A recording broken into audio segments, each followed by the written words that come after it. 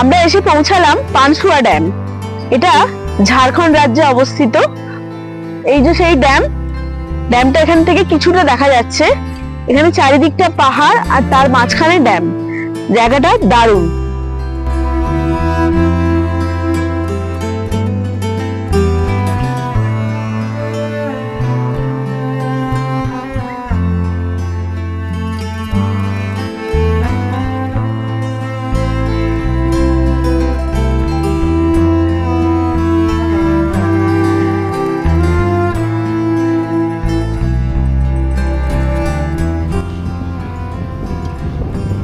পানসুয়া dam আসতে হলে Bombay highway ধরে কলকাতা থেকে খড়গপুর, পাহাড়গোড়া, ঘাটশিলা, জাদুগোড়া, চাইবাসা, সোনুয়া হয়ে পৌঁছতে হবে এখানে।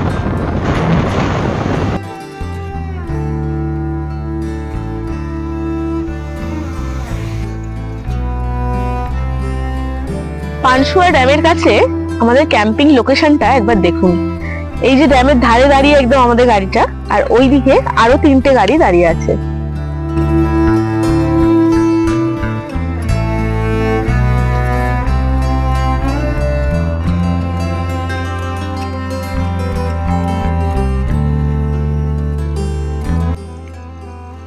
সাবরনগরে ক্যাম্পিং সেরে আমরা পানসুয়া ড্যাম পৌঁছতে পৌঁছতে প্রায় বিকেল।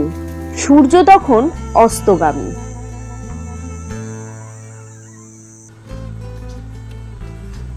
পানসুয়া ড্যামের ধারে গাড়ি রেখে আমরা যেহেতু দুপুরে কেউ লাঞ্চ করিনি, সুতরাং তাড়াতাড়ি লাঞ্চের ব্যবস্থা শুরু করে দিলাম।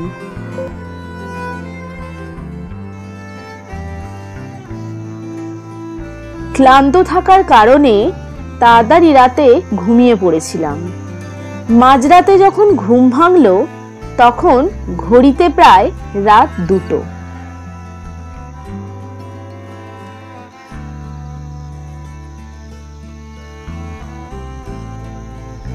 গাড়ি থেকে নেমে দেখি পূর্ণিমার চাঁদের আলোয় ভেসে যাচ্ছে পানসুয়া ড্যাম এবং আমাদের চারিধার।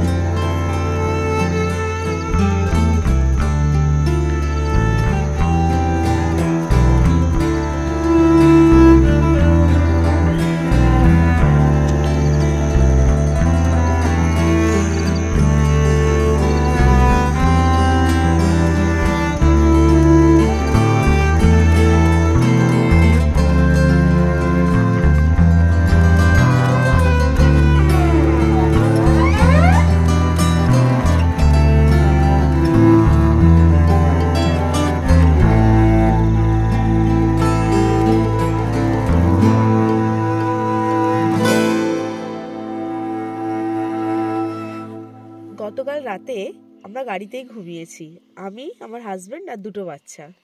দারুণ এক্সপিরিয়েন্স করেছি এখানে থেকে। সবটাই আপনাদের সাথে শেয়ার করব।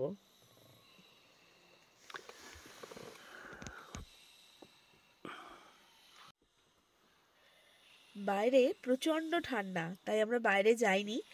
গাড়িটা ড্যামের একদম ধারে রেখে গাড়িতে বসেই ড্যামটা দেখছি। কালকে রাতে একদম ঠিক এখানেই ছিলাম।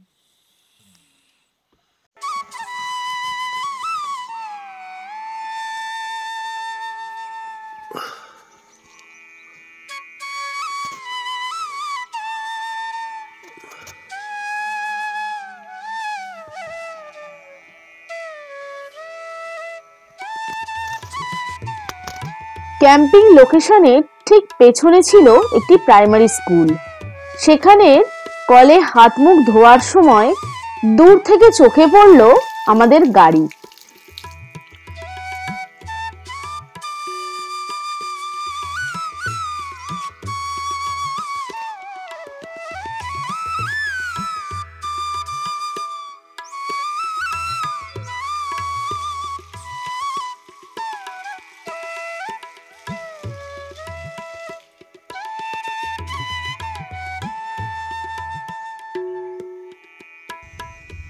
এর পেছনেই জঙ্গলের মধ্যে রয়েছে একটি ওয়াচ টাওয়ার।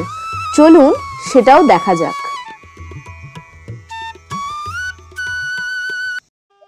এই শীতের ভোরবেলা গাছে গাছে বিভিন্ন পাখির ডাক, সঙ্গে এটা যেহেতু গ্রাম্য এলাকা তাই মুরগির ডাক, দারুণ লাগছে প্রকৃতি দেখতে।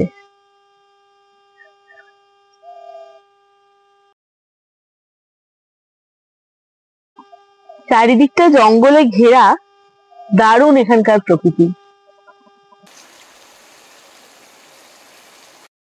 সকালে উঠে এখন চা বানানো চলছে। এটা আমার ছোট্ট কিচেন।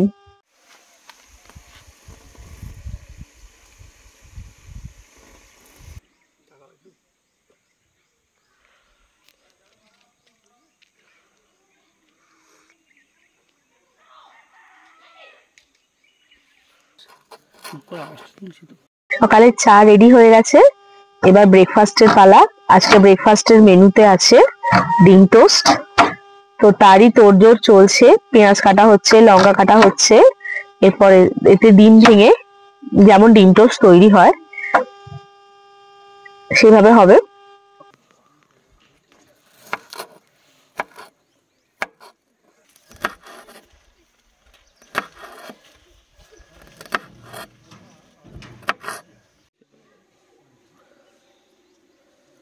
আরো দুটো ভাজা হবে, তো দুটো পাউরুটি ভাজতে তেল লাগবে না।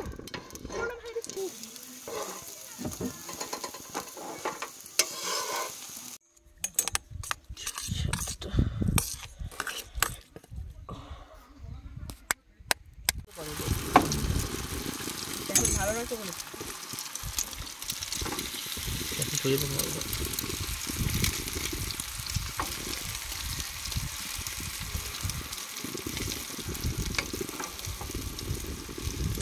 বলে চিনি ছাড়া 2 কাপ করে খেতে, কফি খেতে,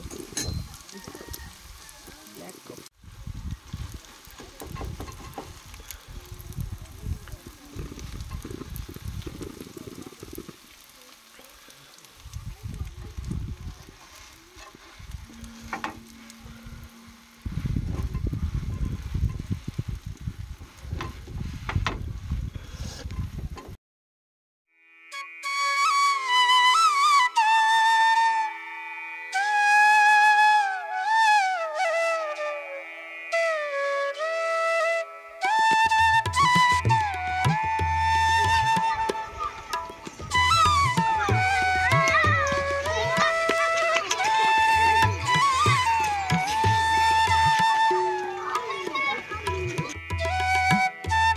এটা পানসুয়া ড্যামের টুরিস্ট পয়েন্ট। এখান থেকে স্পিড বোট ছাড়ে, জনপ্রতি 100 টাকা করে। আমি এখন বানাচ্ছি ডিম কষা।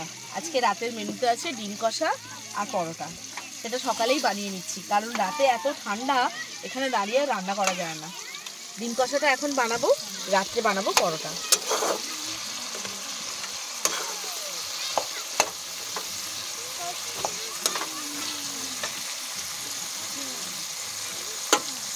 আমার অবস্থা আরো খারাপ হয়ে যাবে।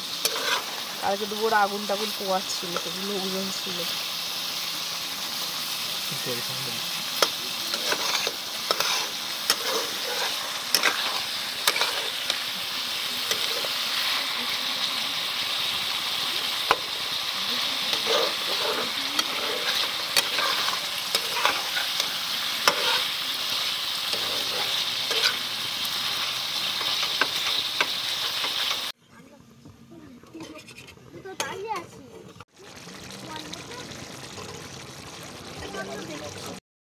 আমাদের বেঙ্গল ওভারল্যান্ডার গ্রুপের এক দাদা, সম্রাট দা, আমার খুব কাছ থেকে এসছে সোনারপুর। তো দাদার একটু অন্যরকম সেট আপ করা আছে, গাড়ির ভেতরে নয়, গাড়ির বাইরে। এই সেট আপটা একটু দেখবো আমরা। অ্যাকচুয়ালি নমস্কার, আমার নাম সম্রাট। 1 বছর হলো আমার এই গ্রুপে। তো বিভিন্ন রকম যারা আমাদের সেট আপ আছে সেটা থেকে আমার একটা অন্যরকম লাগলো, because I love to cook outside. So that's why এটা আমি রিসেন্ট কেনা হয়েছে। হচ্ছে এটা কি 3টে শেল, মানে you can organise your kitchen here itself. মানে যা যা আপনার লাগবে একটা জায়গাতেই, আর একটু অ্যাওয়ে ফ্রম দ্য ভেহিকল, সোজা কথা।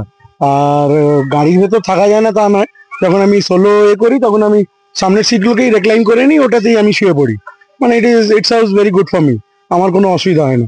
কিন্তু আমার সঙ্গে আরেকজন থাকলে তাই জন্য কি করা হয়েছে, আমি একটা এই কেচুয়ারি একটা টেন্ট কেনা হয়েছে। ইটস এ মানে যারা টেন্টে থাকতে পছন্দ করেন তারা এটা আরামসে কিনতে পারেন। তারপর এটা ডেকাথলনে পাওয়া যায় আরামসে। এর ভেতরে 3-4 জন অ্যাকোমোডেট হয়ে যায়। এই টেন্টটা পুরো ঘরের মতো, 3 থেকে 4 জন খুব ভালোভাবে এই টেন্টে সেট হয়ে যাবেন। সব থেকে ভালো হচ্ছে এখানে বসে সকালবেলা জাস্ট টেন্টের পেছনে এই চেনটা যদি খুলে দিই, এখান থেকে পেছনের ভিউটা দারুণ একটা ভিউ পাওয়া যাচ্ছে এখান থেকে। আর এই টেন্টটা ডিক্যাথলন থেকে কিনেছেন দাদা। দাদা আমাদের গ্রুপের একজন, আমাদের সাথে পরশুদিন থেকে ক্যাম্পিং করছেন। দাদা রামপুরহাট থেকে এসেছেন না? হ্যাঁ, রামপুর থেকে। আচ্ছা, দাদা সৈকত দা নাম। অল্টো গাড়িতে সৈকত দা বেড সেটআপ এবং কিচেন সেটআপ করেছেন, সেটা দেখাবো আপনাদের। আচ্ছা, এবার দাদা বলবে যে এই সেটআপে কজন শুতে পারে আর কজন ক্যাম্পিং করতে পারে। ঠিক আছে, এবার বলি। প্রথম কথা হচ্ছে কিচেন সেটআপটা আমার আগে থেকেই ছিল। তো আমার হাত ভেঙে গেছিল। ভেঙে যাওয়ার জন্য আমার টেন্ট, বড় ডিক্যাথলনের 6 পার্সন লিভিং রুম টেন্ট আছে। তো সেটা আমার একার ক্ষেত্রে ক্যারি করা বা লাগানো খুব প্রবলেম, যেহেতু আমার বাঁ হাতে 2টো প্লেট ঢুকে আছে, সম্ভবই নয় ফুল ফোর্স দিয়ে করার। সেই কারণে আমি পুরোটাই নিজের বুদ্ধিতে বেড সেটআপটা বানিয়েছি, যাতে কিচেনের সঙ্গে অ্যাডজাস্ট খাই। সেটা তোমাকে দেখাই একবার। 1 মিনিট তার আগে আমি ঢাকা দিয়ে দিই। এটা আমার বেড সেটআপ। এটা পুরোটাই এখান থেকে পেছন দিকে সরে যাবে, যেহেতু কিচেনে রান্না হচ্ছে বলে এটা সরানো যাচ্ছে না। আর এটা টোটালি ফোল্ডেবল। এটা আমি পুরো পাট পাট করে সিটের মধ্যে রেখে নিয়ে আবার বেরিয়ে পড়বো। এতে কিন্তু কোনো সিট খুলতে হবে না। এটাতে আপনি ভিতরে ঢুকে বসে থাকতে পারবেন না, কিন্তু শোয়ার জন্য পারফেক্ট। ইনি আমাদের ক্যাম্পিং পার্টনার পার্থদা। এনার ক্যাম্পিং সম্পর্কে জ্ঞান অপরিসীম।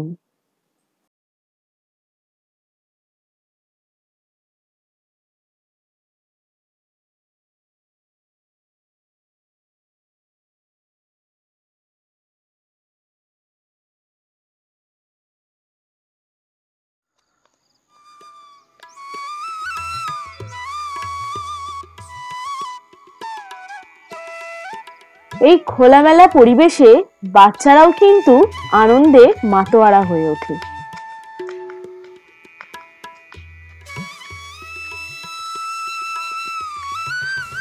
আজ আমাদের ক্যাম্পিং এর শেষ দিন, আমরা এখান ছেড়ে বেরিয়ে যাচ্ছি। এখানে জায়গাটা এত সুন্দর যে ভীষণ মন খারাপ, ছেড়ে যেতে একটুও ইচ্ছে করছে না।